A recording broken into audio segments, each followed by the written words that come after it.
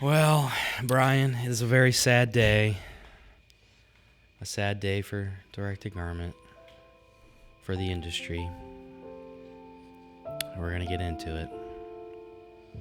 Cue the morbid music and all that fun stuff.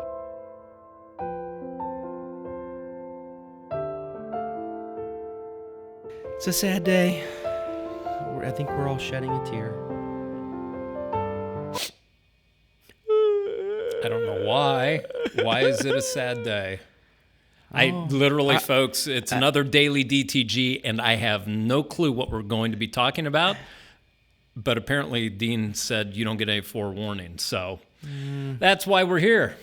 And apparently, it's a sad day. It's so sad. All right. So, Brian. Yes. It is another Daily DTG, right? It is another Daily DTG. And spring is going to sprang. It has sprung. Sprung, yeah. Finally, even though I actually was May the 2nd, and I actually built a fire in our fireplace because it was like 38 degrees that evening. It was insane. You know why they call it May, right? It may snow, it may not snow. It may be 70, it may rain, it may snow, yes. So, hence the title of our episode here. I don't even know what the title is yet. Is DTG dead? That's why we're so sad. We should cry. We're just gonna hang up our hats. This is episode 10, the last one we're gonna do. Last one ever, apparently. We made 10. That's good. Is that our allotted amount? It must be the allotted amount for. Well, it's dead. The industry's dead. According to all the experts out there, DTF really bent DTG over and, had its way with it. So, well, that being said, end of the episode. Thanks for watching, guys. I literally had no idea what this was before we started. And you're like, you don't get any heads up. We're just going to film it and record it. We're winging it. This one. And I'm like, okay, whatever. That's fine. And then you come to me with this obituary that DTG is dead. Is DTG dead? And DTG might be dead. No. There's the answer. DTG is not friggin' dead. Why do we get dozens of calls a week on people, hey, I just started DTG, or hey, I've been doing DTG for 20 years, or I've been doing DTG for 3 years, and they still have questions? Or why are all these new machines coming out? We know of a new machine that's coming out. We do. We do. We do. Yes. Oh, we do. Yes, that's right. We do. And we do. There's a whole bunch of new machines. There's a whole bunch of new machines coming out. It is alive, a well, and it is thriving. Yes, and it's going to continue changing, evolving, getting better. Exactly. And no, DTF did not kill DTG. No, radio did not kill, or video did not kill the radio. Radio star. Oh wait, I can't sing. Dub the background music for that. Yeah, but we got. That's the fun thing is. So many people, I get it. It's human nature. The new bandwagon. Oh, this is the greatest thing. You got to try it. New restaurant opens up. You got to go try it. It might be great. It might be good. It might be mediocre. Whatever. Give it some time. But DTG is not dead. That is for sure. It is. The apparel market obviously isn't dead. And we've seen that grow massively. Yeah. Even during the pandemic, the interesting thing with our industry, whether it be screen printing, DTG, or whatever, is I don't want to say it's recession-proof, but a lot of people go into making T-shirts as a side hustle that might turn into a full-time gig. Oh, yeah. During economic downturns, because it can be relatively inexpensive to get into. And let's face it, exactly. DTF, DTG, you can get started.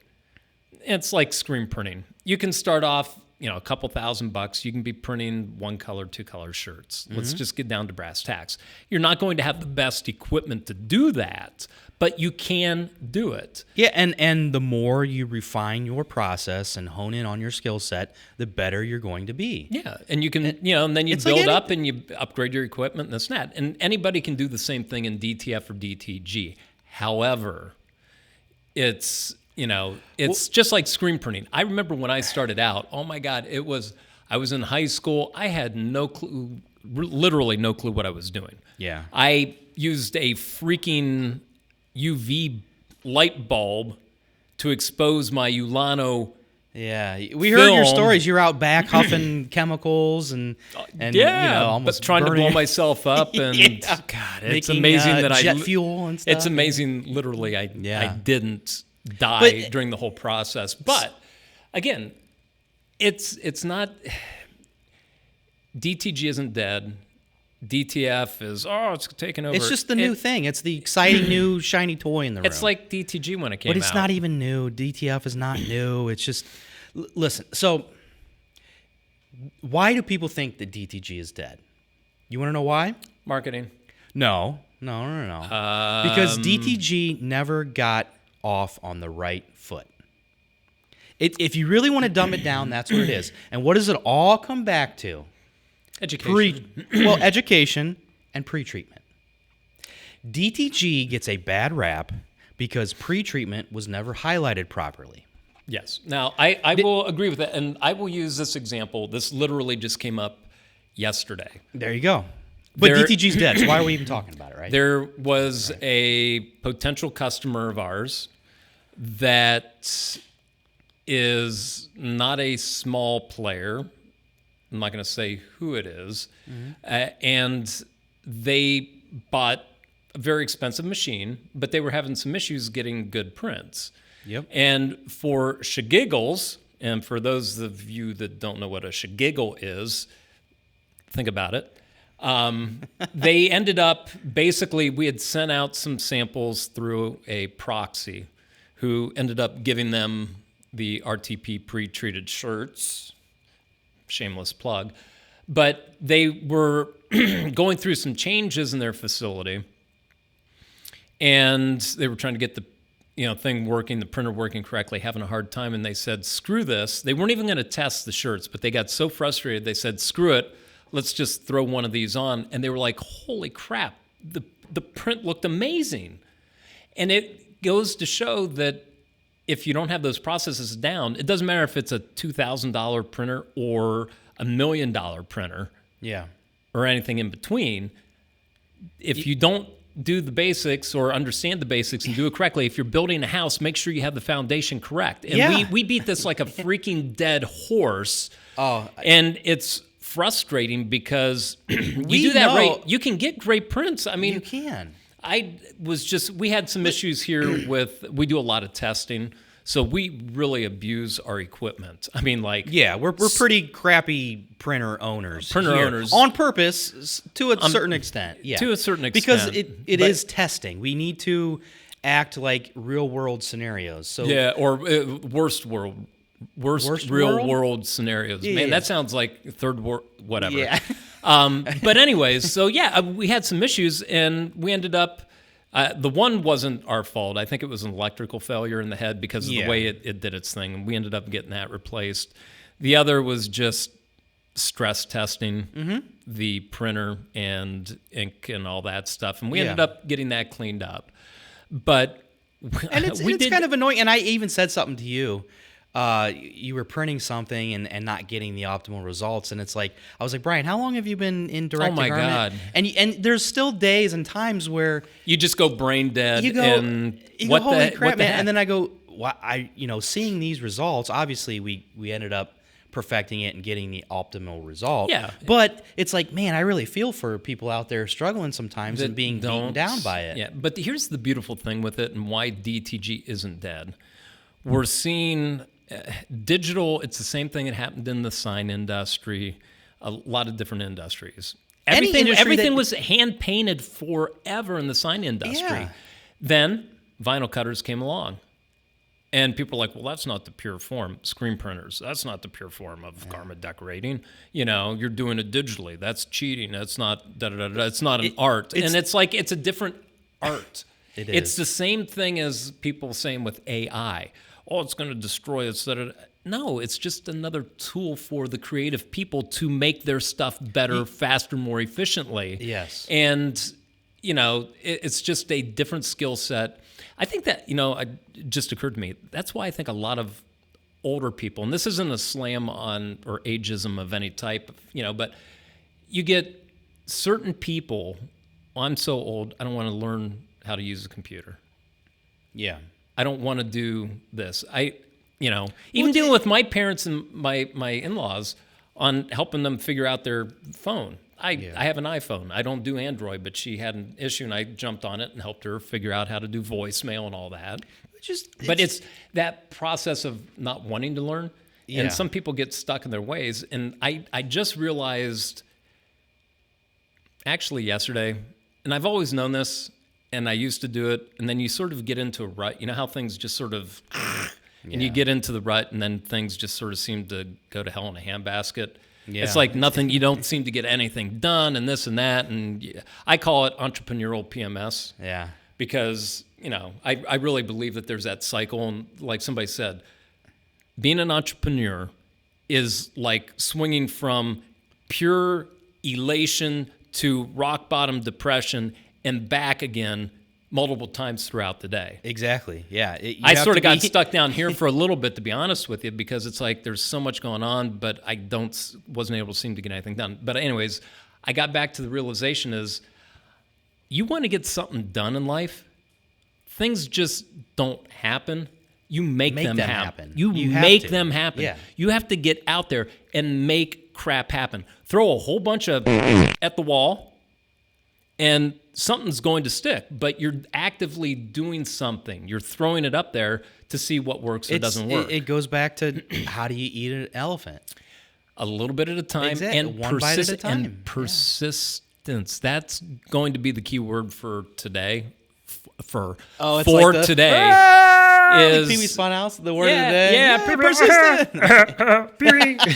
But it's just persistence. It's tenacity. It's that drive and desire to be able to improve whatever you're doing, and the frustration that goes along with that. And I get it in DTG, because when we were working on those printers, oh my God, I was just frustrated. And the funny thing was I'd never replaced a print head in this one printer. So I just, I ripped it apart. And, prior to getting into even screen printing, if somebody had said, oh, you need to do, I'm like, I can't do that. Yeah. I've never done that before. Until you do it. You just jump in and figure it out on the fly, and for a lot of times in business, you have to have a plan, but be ready to throw that plan out the window because things change so fast, But, or don't get so beside yourself when that plan doesn't work. Go, oh my God, it's the end of the world. Yeah, it's the end of everything. So you just have to jump in, stay strong, have somebody there to back you up and be positive and encourage you, and try to remember, the sun will still come up tomorrow. Yeah. The birds will still sing in the morning. Yeah. There's always another day. And you know what? Move on. Move on and actually do something and make happen. That was a beep in there. That was a silent beep. Yeah. But make stuff happen. Yeah. Because that's what we do as entrepreneurs.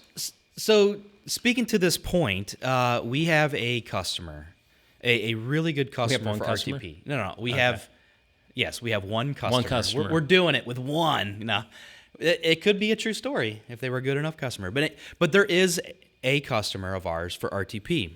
Yes. DTF came, you know what I'm talking about. Oh, yeah, exactly. DTF came along. They bailed on DTG. They bailed on DTG. Just as they invested in the new Epson printers. I think they got 4 of them recently.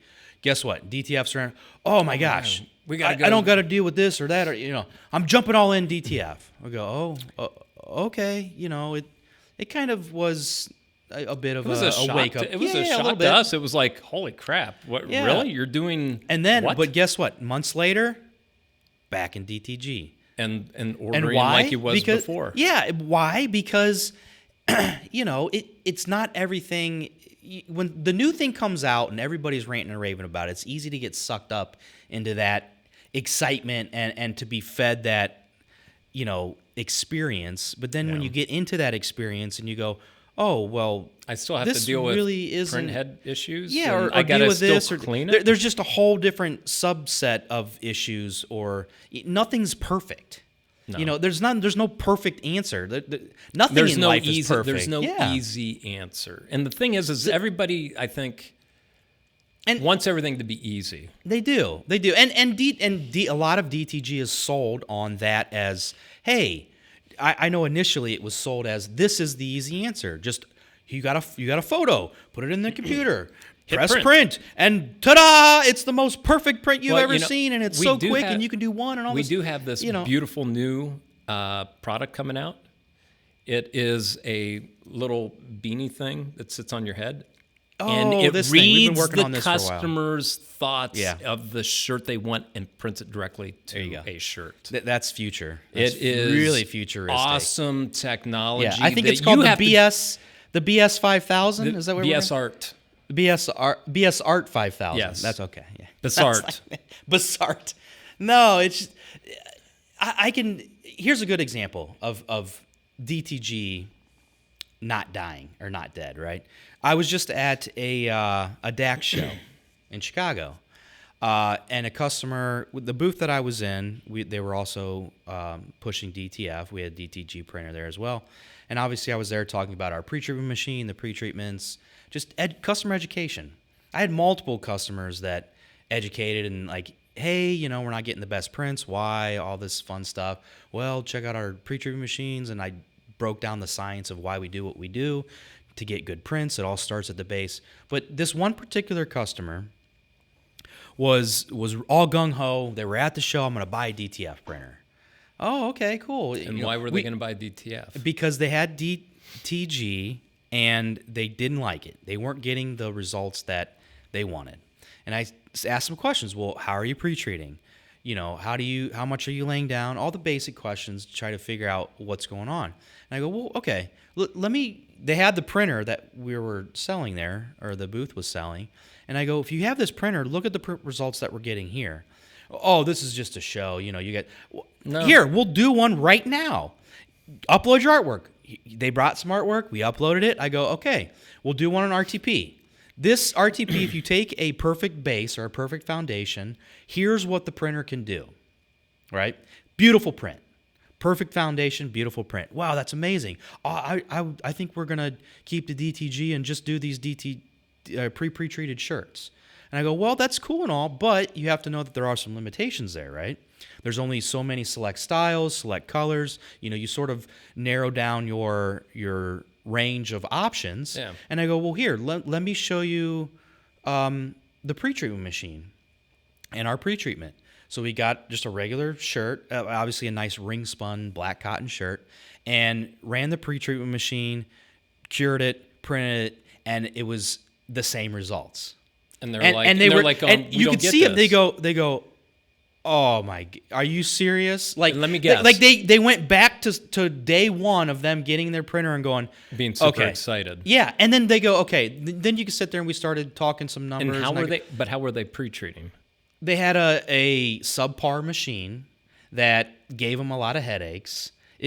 So to give some background and some history, I kind of get excited. I like this type of story. The birth of DTG started with 4 colors. You're not laying down white. Here's a digital printer. Let's print it to a cotton shirt, white cotton. So, wow, we can do full color stuff, photorealistic shirts. Well, hey, now how do we print on black? Well, we got to introduce white ink, right? Okay, so they figure out how to do white ink or a white ink that would run through the print heads, and we got to put this on a shirt. Well, the white ink soaking into a cotton shirt. Why is that? Well, there's got to be some sort of barrier, a foundation. So, okay, pre-treatment comes along.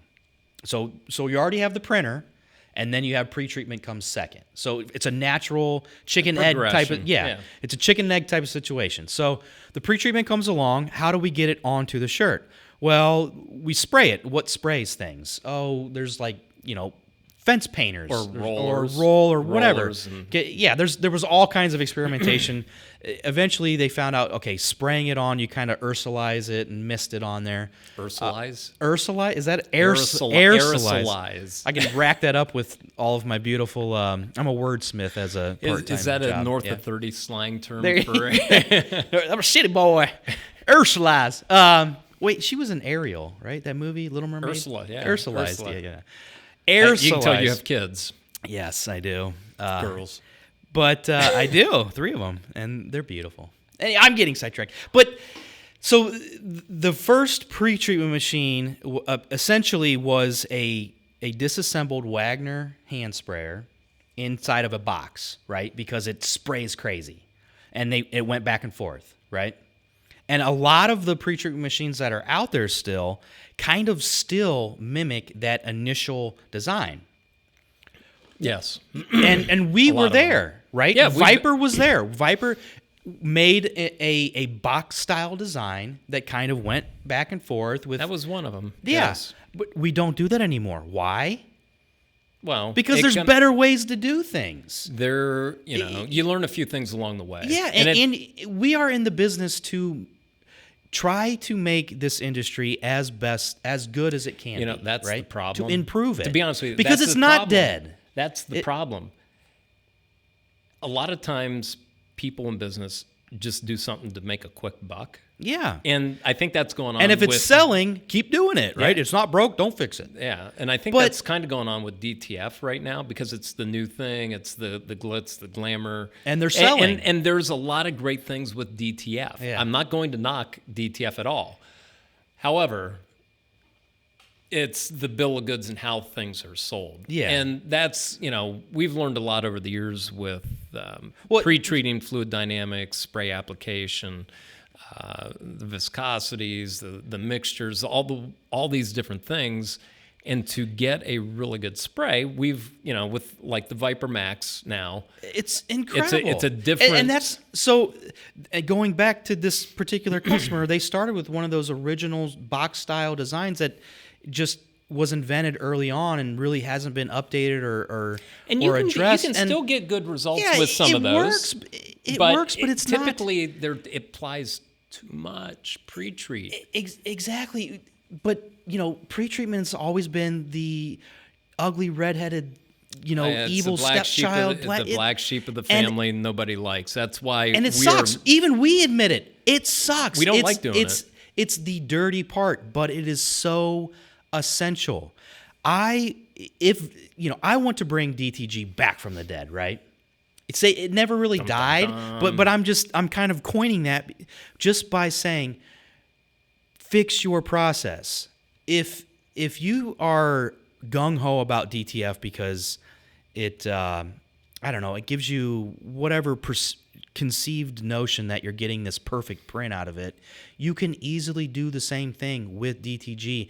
And it's even better because it's direct to the substrate. You're not doing this transfer process and you don't have that weird hand feel. Yeah. You can I'll say this achieve for it. DTF. They're getting better with that. Yeah. With different powders, different films, different processes, different inks. Yeah, however, and I like DTF for certain applications and for certain things. Absolutely. I love DTG for certain things. I love screen print for certain things. Embroidery for certain things. There is room for every single player on the field. Right? Everybody gets a trophy. No. Not like Got to that. throw a little politics in there. No, but I mean, what we're talking about is the evolution of an industry. This sort of came around, 98, 99? DTG? Yeah. I saw the first one in like inklings 99. of it, but like the early 2000s. Yeah. Early 2000s. 2005 with, is considered the T-Jet and all that. And it's been an evolution because the technology wasn't there for white ink. Technology wasn't there for the printers, the print heads, and all that. And we've adapted, we've grown, and it's starting to mature because there are a lot of great printers that are coming out, that are on the market, and that are coming out that allow for faster production times and all that. But like you said, it does go back to the basics of the foundation. It's basically, it would be like an artist. I sort of joked about you with this earlier with you, was some of the different the one application we talked about, which I'm not going to reveal what it was, but utilizing some of our products in a different thing. It's like, why would you do this versus this? And you can do it with this, but it's okay. It's whatever. But it's like in direct-to-garment on a white shirt, you don't have to pre-treat. Yeah, you don't have to. If you pre-treat and you do it correctly, oh my God, it's like freaking amazing. Difference. It's freaking amazing. And that's what I find really fun and interesting is we're trying to continually do that. And to be honest with you, that is one of the worst business models there is. What's that? Trying to continue to make things better. Yeah, I know. To be honest with you, because it's like DTF. We could have jumped on that bandwagon and probably made a crap load of money. Buku bucks real quickly. Doing certain things. But, you know, with that in that industry, there's a lot of inexpensive products coming from overseas versus quality products that you might be able to get domestically. And that goes back to sort of like the pre-treating and how you pre-treat. Can you use that stuff? Yeah, but what result is it going to give you? Fall out here. Yeah.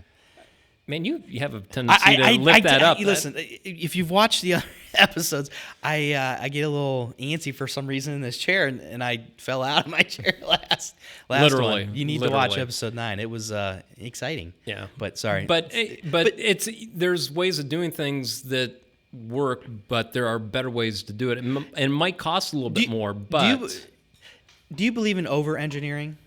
Yes, you do. You can over-engineer something to what is commercially acceptable. Yeah. Okay, in screen printing, I was such a stickler that it could be a perfect print, but I had one little dot on a white shirt, and it's a red-only print on a shirt, one little dot. I would either scrap all the shirts or have to go back through and. But you use a goof gun, man. Yeah, I used a goof gun too. But I mean, when you're talking a couple hundred shirts, you know that's a lot of work. It was just one of those things where I overdid it. Yeah, and it could have passed. I mean, it was such a minor thing; nobody would have ever noticed it. But I did because I was the professional. I did it. I understood what was going on, and I wanted everything to be perfect. So yes, you can over-engineer. Yeah. Now, does that mean you should only do what's commercially acceptable? No. You should do what will make you money and at the same time, parallel path, I think, continue to work to improve what you're doing to continue raising the bar. Now, the question is why? If everybody just does what's commercially acceptable, we would have only had the Model T car, period. Yeah. We wouldn't have had anything else. Put a pin in it. Why? That's all we need. Yeah. Why do you need anything else? Yeah. Why? Because as humans, I think let me rephrase that. Some humans, especially those that are probably watching this video and those that are in business, have that innate desire and drive to get better for themselves, to improve what they're doing. It's like any good athlete, they push themselves to get better. Yeah. Any athlete that's okay, they might be the best in the world, but who are they competing against? Maybe there's nobody else in their field to compete against. They're the best. So they have to compete against themselves. Yeah. And I think when we lose that sight and you focus only on the profit, the industry suffers. Yeah. And every industry goes through that, I think, at some point in time. But for me, it's, we just brought out platinum, but I'm constantly looking. Platinum is a pre-treatment. Platinum pre-treatment for DTG printing. And we're getting great results from people. Rave reviews. And it's amazing. Yeah. But I want to keep making it better. Oh my God. You saw it. You were like, it was on a Gildan 2000. You went. Early on. It was like, what the heck was this printed with? And I'm like, some good stuff. But that is great. I think you, and especially in this industry, the DTG industry specifically, you've always been there elevating and pushing the bar and trying to make it better. And what's the ultimate goal? And you say to beat it greatly. Myself. Not really, because you say it all the time. You're saying that now, but you say it all the time. We do the things that we do to make the entire industry better. Yes. Because we all benefit. Absolutely. Yeah. But in doing so, I'm pushing myself and us. It's like with Cody, working on new pre-treatment designs and stuff like that. Pre-treatment machine designs. Pre-treatment machine designs. Cody's our head tech here. Yeah. Phenomenal. It's sort of like crazy. I go here, let's make this. And I have this idea and I say, just figure it out. And he goes in, sort of like Steve Jobs with the iPhone. He said, I want to do this, but it has to fit in this. Yeah. Do it. Yeah. They figured it out. Yeah. It's great. So, but we're always pushing to try to make things better. Why? Because I've been on that backside where you're using a subpar product. One, maybe because you can't afford a better one, or maybe because that's all there is, or you don't know better. And as a business person, you have to constantly, one, work to be profitable. Yeah. Or you have a very, very expensive hobby. Or while you're working to be profitable, work to improve yourself too. And I think that's one of the scary things in businesses. You ride that roller coaster of extremes, and you know what I'm talking about. Oh, yeah. It's like survival, you're kicking and scratching for surviving, and then it's like, yeehaw, and then back down here to this, and it's like that was just between breakfast and your first cup of coffee. And, it's tough. It is tough. But I think with DTG, with DTG, I've been through the whole concept of screen printing on the end user printing side, to owning a business and that, to, we sold direct-to-garment printers and stuff. Then we got into manufacturing and pre-treatment machines to the pre-treatment side. So I understand what people go through, because it's difficult to make. I'm going to say this sort of out of both sides of my mouth. It's difficult to make money, but it's not difficult to make money. It's difficult to establish a really good business and keep it going and growing, because the bigger it gets, the more you have to feed it. And I think that's probably the hardest thing to do, is to continue feeding the beast. Yeah. Especially right now. Take a look at what's going on with inflation, just in general, the cost of goods and everything. If you have employees, you have to worry about that and trying to figure out how to grow the business. And the bigger the business gets, the harder it is. I love when they say, oh man, we increased our business by 400% last year. Yeah, okay, you went from $100,000 to $400,000 in sales, or you went from $50,000 to $200,000. That's easy.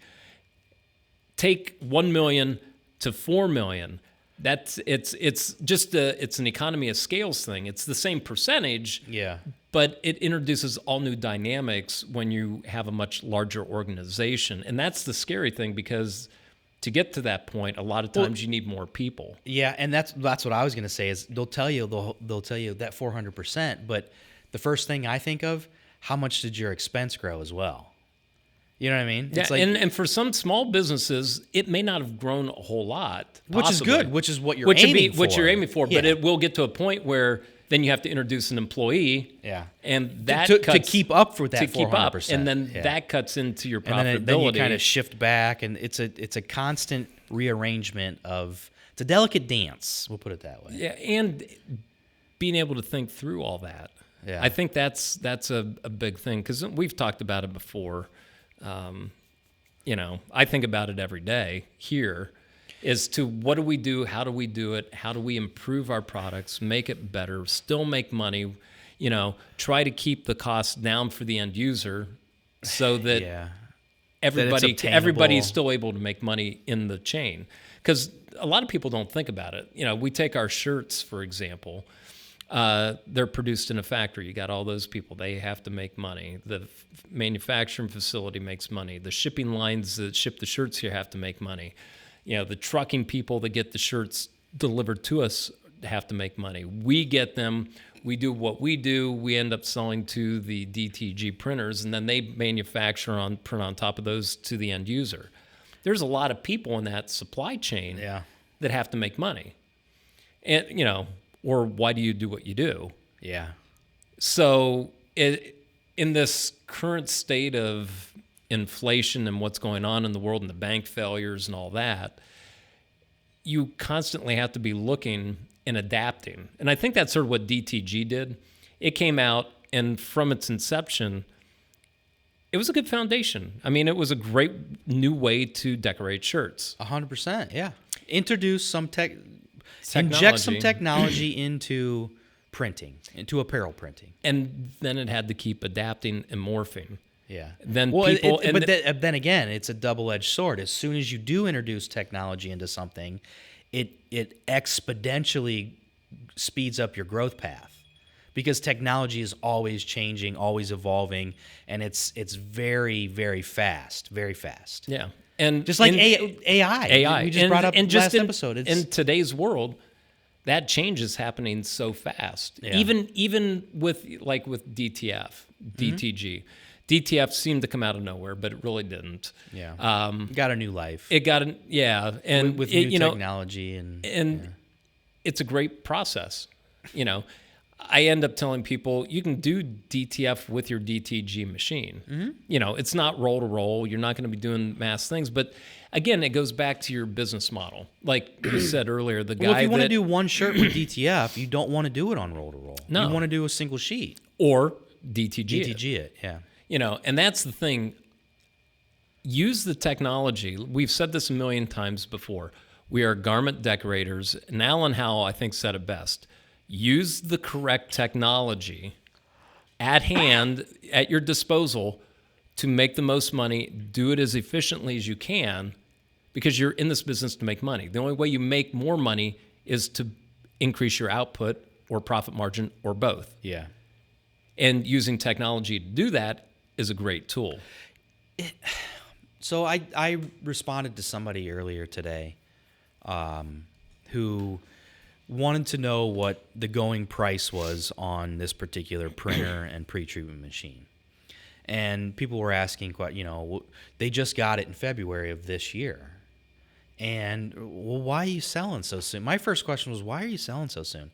It doesn't fit our business model. Well, why did you even buy it then, is my next question. It's like, are there really people out there that are just making these purchases? Okay, I'm essentially going to buy a car, and I'm just going to let it sit there or try to turn around and sell it because I don't know, it didn't get me to the point I wanted to go fast enough. I highly doubt that there are people just buying DTG printers or buying whatever big expensive business purchases on a whim, They buy a dream. You buy the idea. You buy the idea, the dream of it, but obviously you're going into that with some sort of loose plan, right? Like, why are you buying a shirt printer? Well, hey, I've always liked or wanted to print shirts. I know that it can make money. I have these design ideas. You have a reason for buying it, right? And I think what happens is a lot of people get into it and they get sold the idea of take a picture, upload it, press print, bing, bang, boom, it's done. But then when they find out all of the additional steps, they go, oh, this isn't as easy as I thought it was going to be, or I'm not getting the results that I wanted. And then they get frustrated and want to quit. It goes back to what we said earlier. Tenacity. Exactly. Persistence. Yes. Desire. It's, I guess a lot of people, when I step back and look at even my life, because I'm starting to, some people say, you're not that old. I'm like, I'm on the downhill slope. I'm looking the downhill slope. I'm looking at things from a little different perspective. You've crossed the halfway point. Oh, yes, a while back. But that's renewed some things in me to do more. But I think it's interesting because I think it's just been the tenacity within myself of don't tell me I can't do something. That just peeves me off. And I try to figure out how to do it. Your brain is wired a certain way. A lot of people aren't. I'm kind of the same way as well. But that gets, I think, some people into trouble because they don't fully think through or process the plan or the idea or the dream. They were sold a dream. They go to the show, I have this idea, I should do this. Mm-hmm. It's fun because as humans, we like new and exciting things. Ooh, it's a bright, shiny object. It's like the squirrel on crack. DTF. Okay. And wow, that could be taken as a really slam on DTF. But I've spoke my piece about what I think. It has a place. It does. And that's the thing is, I think a lot of people get sold something without fully processing or thinking through everything. It's one of those deals where I like, I've tried to teach my kids. It's like, you really want something? Sit on it for 48 hours. Don't buy that impulse buy. Don't Do make an some impulse. research. Don't do an impulse decision. Yeah. And the bigger the decision, the longer you should take. Now, sometimes you have to act fast and this and that. But if you've prepped yourself and you're in an industry and you know the industry, you can start to see trends and work on stuff and do different things. Yeah.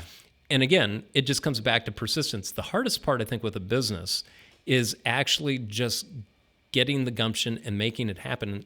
And then after that is continuing to do it even when things are slow. And that can take several years. Or when they get tough. When they get tough. And that can take several years. It does. And RTP, even when you started, it's extremely tough when you start. Oh, that's it's why incredibly, most businesses fail. Yeah, because but eventually you run out of money. A lot of times it does. It comes down to a financial thing. It does. Yeah. I was blessed. I was able to, really the first 11 years, we didn't make any money in the screen printing side of things when I had my shop. We had employees, we were doing stuff, but we never made money because I never had a good mentor. I never had a good mentor on the business side of things. But what caused me to really... You were able to survive, though, right? We survived. You paid your bills, and but when she quit her job and we had kids, it was like an oh shit moment. Yeah. It's like, what do we really have to do here? It's that kick in the butt. But I think it's just persevering through and continually stepping back out of the forest so you can see everything. Yeah. The old saying, you can't see the forest, because of the trees or whatever. Yeah. And it's just that persistence and going after and setting lofty goals that you may never achieve, but you have to have something to aim for. You have to have something to aim for. My fun thing I always say is shoot for the stars, take what you get, and if you blow up on the launching pad, at least you went somewhere. You did something. You went out in a grandiose fashion. Yeah, and it's like, honestly, in the scale of human population, it's more than 90% of what people will do. If you're sitting here watching this or listening to this right now, you're actively taking steps to better yourself or to gain some sort of additional knowledge or a different perspective or to improve the process. Of what you're doing. Yeah. And in this case, DTG. Yeah. But you thought you were going to be talking about the death of DTG and its obituary. No, it's alive and well. So good clickbait. Yes, exactly. But, I think in the grand scheme of things, you look at this industry, and I'm excited for the growth and the potential of it and what can be done. And a lot of that is just time, experimentation, going after it, producing a great product for people, giving them, competitive pricing. You don't need to be the cheapest out there because being the cheapest will... to the bottom. I call it the toilet bowl effect, especially in screen printing, because everybody's like, well, so-and-so over here is going to do it for 10 cents less. And it's like... And the customers that are looking for the cheapest product, they're going to leave you anyways. Always looking for the cheapest product. So as soon as you have a guy down the street selling 5 cents cheaper, guess what? That customer's going there. And you will always have customers like that, but work on developing relationships with good customers that understand your loyalty. value. Yes, and you have to be able to provide them with something of value. Like you said, a great product, but not just that.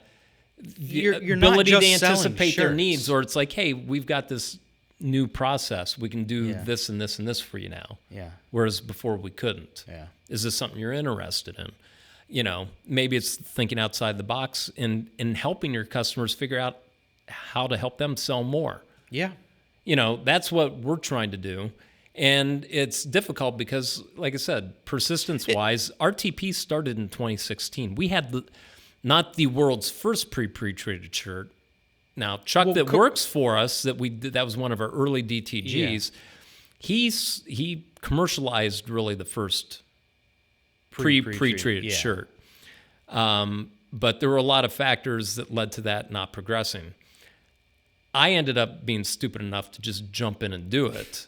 And it bit you in the ass. It bit me in the ass to the tune of 7+ figures in the whole type thing. I mean, you're still feeling that. You will always feel a bite like that. It was just because but I was stupid. I was ignorant because I didn't know. Somebody needed to do it, right? And we did, but look at where we're at now. What it's led to is we have, I will say, still the world's best pre-treated shirt. I agree, and I think the people that use it will agree as well. Yeah, and we're working on some really cool stuff that people are, going to be like, ooh, wow. So if you know anybody out there that wants to invest $25 million, give me a call. Give me a call, right? We can really make this thing blow up quickly. It would be good, yeah. But it's persistence, it's tenacity, it's that innate desire. You have to. I don't think I was always this way. I think I actually learned. No, I don't. I wouldn't say that I was. There's always been a competitiveness in me. Maybe it was always inside of you, and it's just through the different events and things it helped unlock. Well, but that's like doing the trade shows. I was always a recluse in high school. I didn't fit in with the jocks. I didn't fit in with the misfits. I just sort of existed. And I was somewhat anti-social, I would say. But you wouldn't think about that now. I go to trade shows, and I still I even tell my kids, it's uncomfortable for me to a lot of times get out and just speak to people. But my kids are always like, you talk to anybody? I'm like going, yes, because I want to. Yeah. I have to, and I want to continually get better. I said, that is the only way. It's like I'm trying to teach my one son, act like you know what you're doing, act confident, be confident, act like you own the place. If you just shuffle in someplace and this and that, people are going to look at you and be like, whatever. Yeah. If you walk in with confidence, not cocky confidence, but confidence in what you're doing. And this translates into sales, even as a salesperson with a business. Oh, yeah. You're selling apparel. Be confident in what you're doing. Be confident and show you know what you're talking about without being a total weenie head. And you do that and you treat people fairly, you'll end up on top. You'll do okay. You're going to get your butt beat a couple of times doing stuff, and that's okay. You need that occasionally. It happens. It humbles you. It humbles and keeps you on your toes. Yeah. So, I think that's sort of what we're trying to do with DTG is continually make it better. And I'll tell you what, though, everything that we do here makes my job difficult. There's always something new. Like I have all kinds of plans. I have a whole list of things that I want to do for things that we already have. Right? I know we need more people. I need to convince my wife I can sleep down here some days or something. It's just if I put in a shower and cots, and if I wasn't married, I would probably live here, which would be bad. Well, and I did when I was growing my business. There was multiple times where I would be burning the midnight oil. I had slept in my shop on more than one occasion. I would run home to get our firstborn, get her in bed and, go back to work, then go back home to make sure she was up and helping the wife. It's tough. It's that balance, but I'm going to tell people this. It's grind like that will get you somewhere because there is an end goal. There is. And hopefully it's not all for nothing. Find the balance. Yes. And don't sacrifice. But there's more important things to life than the almighty dollar. Yeah. And find the balance. It's tough, and you have to be in the right relationship with the right person to understand that there are times you have to do certain things. Yeah.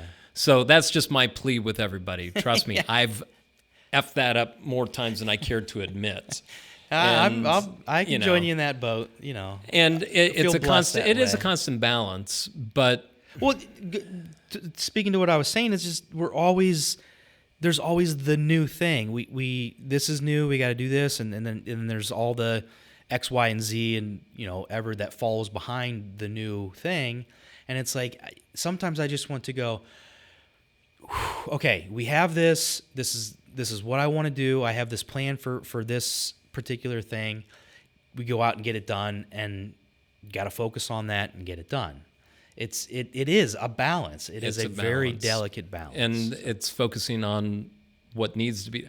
I joke about the biggest fires and putting out the biggest fires. Some days That's all you do is play firefighter. I know you get frustrated. I know Bob gets frustrated. Everybody gets frustrated with me because I'm like, just leave me alone. I'm focused on this. I get it though. You get it. But it's funny because, and it's human nature because you're trying to do what you do and it's important, and you might need input or whatever. And it's like a lot of times, I think that's the toughest thing as a boss, or I shouldn't even say leader? Boss. Leader is where I was gonna second word I was gonna say because I don't like you're the a term. boss too. You know, I mean, TJ goes, "Hey, boss man," and I'm like on, but you know, I call you boss man. So that I mean, there's nothing wrong with that. It doesn't have to be a bad thing. No, but I don't like the term boss. Okay.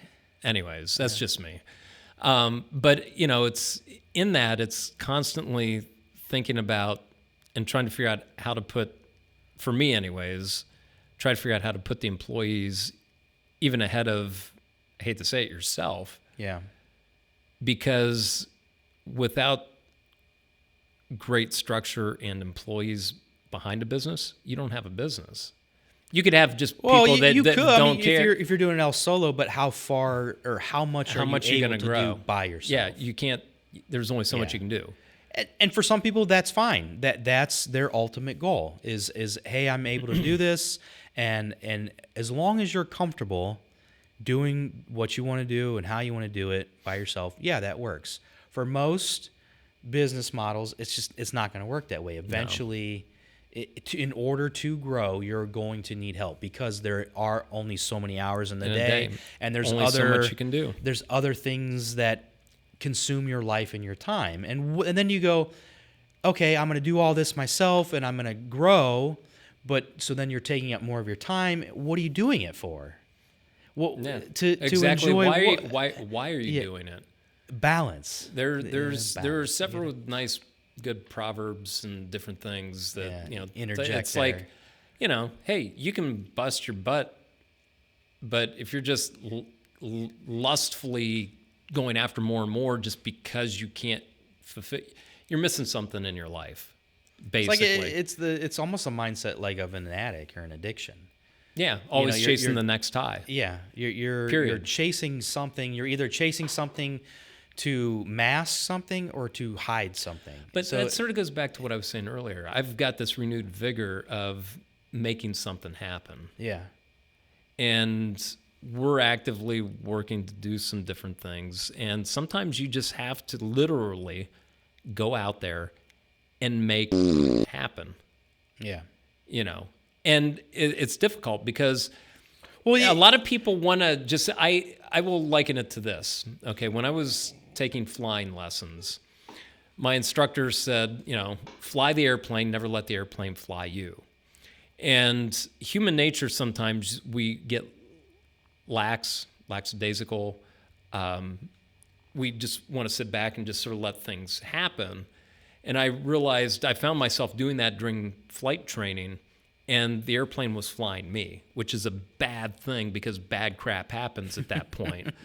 But then I was like, you know what? I need to step in. And I think that's sort of like what I said earlier about public speaking and talking with people and just, I may run into a total stranger and just start up a conversation for giggles with them, or a waitress or bartender or whoever, just to, one, I find it interesting and fascinating now. You get to meet a lot of neat people.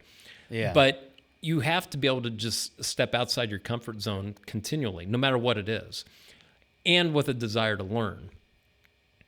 If you want to improve or see some sort of progression, yes, I totally agree. And make that a part of every part of your life. A lot of people aren't wired that way. People I get do that. And I do think that it is natural human. It's embedded. It's almost like just part of being a human is finding some comfort and stability. But with comfort and stability, like you said, you were letting the plane fly you. You can easily lose control. Yeah, and a lot of times you go backwards. Exactly. Entropy is it's like in nature. That word is just never good. My wife's a nurse, and as soon as entropy comes out in any sort of medical, that's bad. Oof. Yeah, but it's true medically. It's true in nature. It's true in business. When you stop trying you're not to growing, you're progress, dying. yes, That's the verbiage. basically, there. Yeah. if you're not growing, you're dying. If you're not trying to move forward and become better, you're going backwards. Yeah. And that gets back to the whole crux of what we were talking about is DTG dead? If you're not growing, you're dying. Yeah. The industry is growing. It's just sometimes you can't it's see it something because of the new. fog.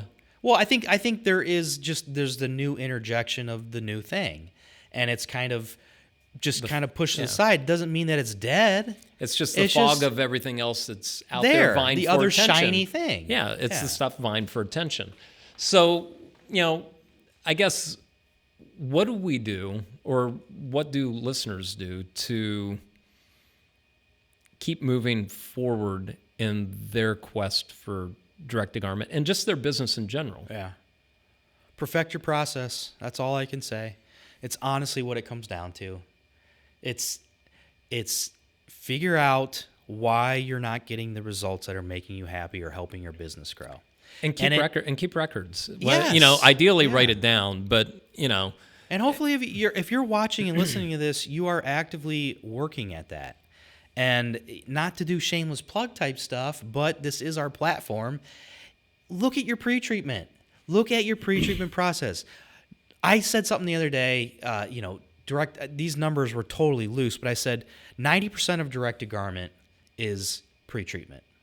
You got 5% in your substrate, another 4% in your rip, and 1% in your actual printer.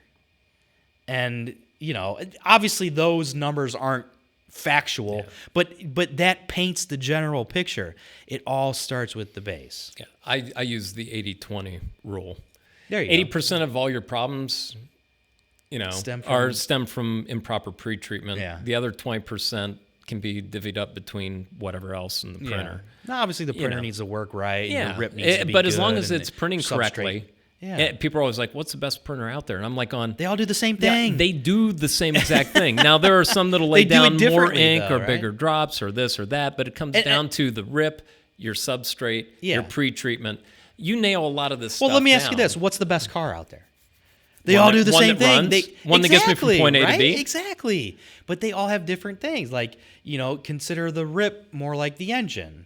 Like, a nicer, a bigger engine is going to go faster. It's more fun and enjoyable. That's the rip. Yeah. Or the substrate. The print head. The substrate would be like the road you're driving on. How many heads does this printer have? Yeah. Of course, all that comes with money. Yeah.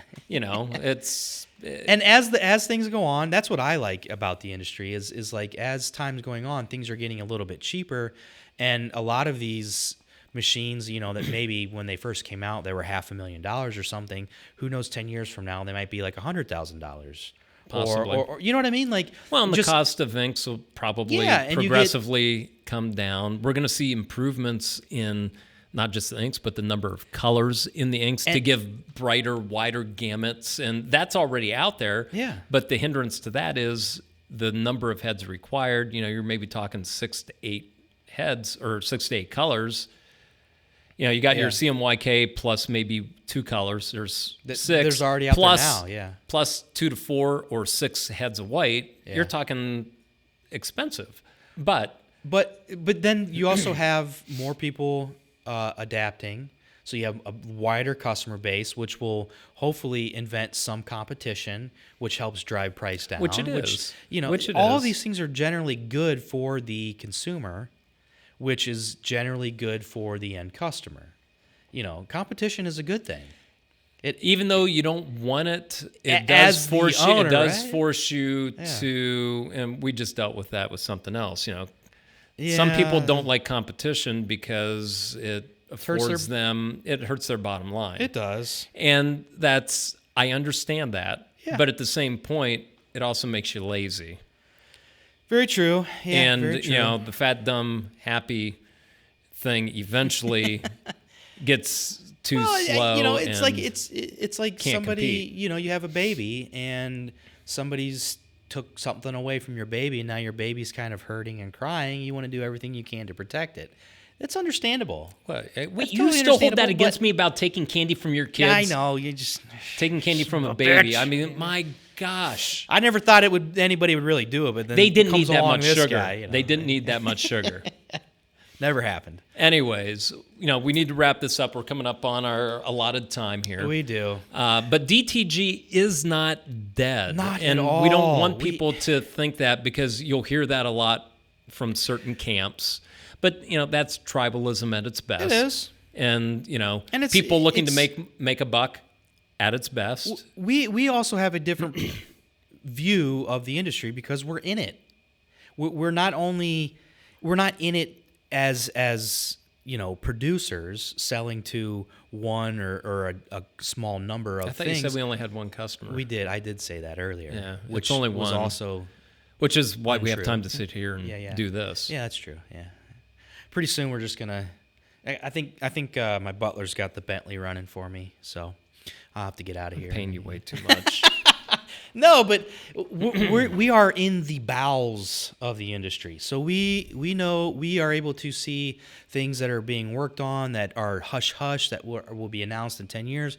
You've been in it since the very start, so we have both sides of this spectrum as a viewpoint. So yes, it is not dead. We get questions. I get the phones. Diana gets phone calls every day. I get emails and questions every single day on stuff that is like. Some days I just go, oh my gosh, I feel like a broken record sometimes, just regurgitating the same stuff. But then I go back and I go, okay, you know what? To this person, this is new. This is all new, and it's a major hurdle for them. And I do view it that way, thankfully. So I'm more than happy to say the same thing over 5,000 times because it will help that particular person. Yeah. So, which helps everybody. Eventually, as long as people pass that info along. Yeah. And it's that's the problem I think in a lot of businesses is they don't like sharing information. And I get it. Some things are trade secrets. Yep. We have trade secrets here that we don't tell people how we do certain things. It gives you the edge. It gives you an edge, yes. But I mean, as far as basic printing stuff, it's not rocket science. It's just procedure, doing it correctly. Yeah, I'm not telling, I will happily tell everybody, and which is part of what we're doing right here. Perfect your pre-treatment, you'll get a beautiful print. Yep. What you do with that beautiful print, that's your trade secret. That's what's going to set you apart from the other person, or how you use this information to better your process to make a better product, to sell a better product. Yep, and that's the big thing. You're in business to make money. Please keep doing it for the sake of your children. And keep watching and keep listening. And our next episode is going to be our first official question and answer episode. Oh, so great. I do have a list of some. Hopefully, if you're listening now, please add some additional questions. There are some that I'm going to condense down because there's a lot of repeats, basic type stuff. But this is the type of stuff that fuels the industry, that makes us all better. So yeah, I think that'll be actually a really good episode. So maybe we can start dispelling some of these myths and helping set the record straight on some things. And I'm not going to say that we're perfect and have the perfect answer. No, but we've been around the block a few times, and we've been in it, seen it, done it. Yeah, I've probably forgotten about it. Is more than likely. Well, it's good to talk about it because you are getting old. You need to keep the think meat kind of spongy up there. And what day is it? All right. Grandpa Joe over here losing his mind. Yeah. Jeez. Anyways, so that'll wrap it up for this edition of the Daily DTG. We appreciate you coming out. Yeah. Make sure you reach out. We are on Spotify and Anchor for podcasting. You can watch us on Spotify too. Oh, wow. Okay, great. Now, and also like and subscribe on the YouTube channel. We got a Facebook page. Got an Instagram. Send us your questions, and hopefully we'll be starting to do some live stuff here in the very near future. I'm trying to line up some guests, some additional guests, and it doesn't have to be in studio guests, so we can figure out how to patch people in. And if you are interested in being a guest, you don't have to reach out to us. Yeah. And honestly, we will, if you want to talk about DTG and you want to try to improve some aspect of it, we want to talk to you, and I'm sure our listeners will want to hear it as well. Yes. So we appreciate everybody. Again, it's the Daily DTG, where you never know what the heck we're going to talk about. DTG is not dead. And make sure you check out all of our social media and tune in next time for the Q&A session with the Dean and Brian Show. I'm Dean. I'm Brian, and we'll catch you next time on the Daily DTG.